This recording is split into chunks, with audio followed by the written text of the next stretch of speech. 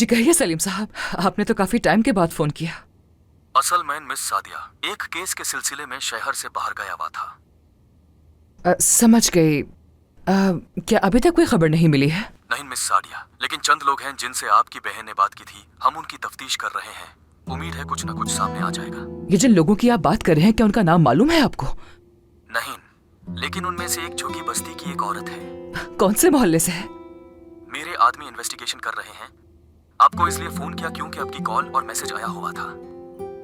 ठीक है सलीम साहब, फिर बात होती है। बहुत शुक्रिया।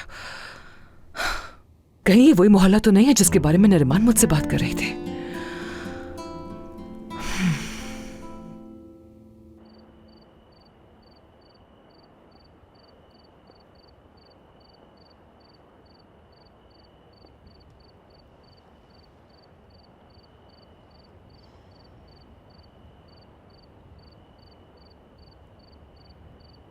आप कैसे हैं? कोशिश कर रहा हूं कि ठीक रह सकूं।